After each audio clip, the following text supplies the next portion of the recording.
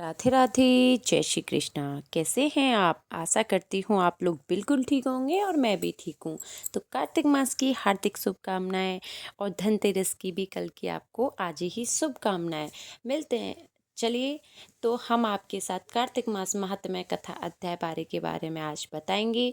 तो बहुत ही छोटी सी कथा है और बहुत ही आनंददायक है।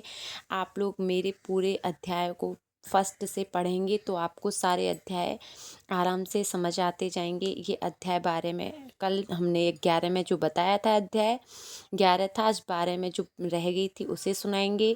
तो अध्याय 12 में फिर हमने यहीं पर छोड़ी थी, वहाँ से शुरू करते। तो नारद जी ने कहा, जब इंद्रादिक देवता वहाँ से भय कंपित होकर भागते भागते बैकुंठ विष्णु जी के पास पहुँचे तो देवता ने अपनी रक्षा के लिए उनकी स्तुति की।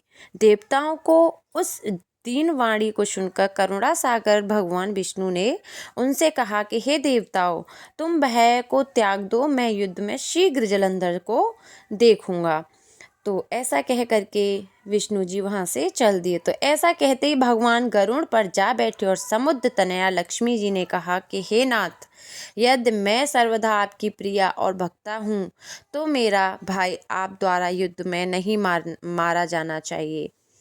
अगर आप इसको पहले से अध्याय पढ़ेंगे तो आपको सारे अध्याय की कथा आराम से समझ आ जाएंगी।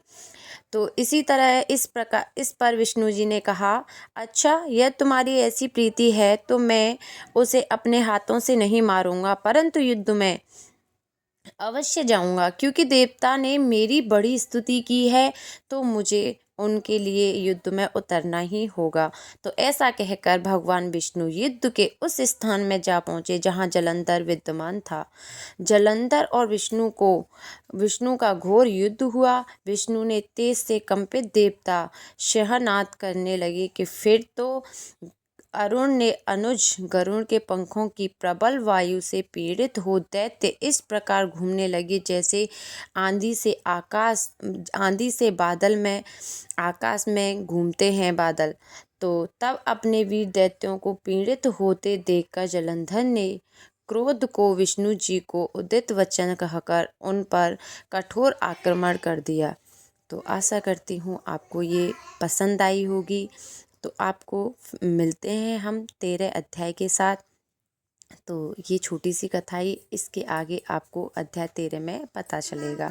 आशा करती हूँ आपको ये वीडियो पसंद आई होगी। राधे राधे, जय श्री कृष्णा। मिलते हैं आपसे अगली वीडियो में। Bye bye.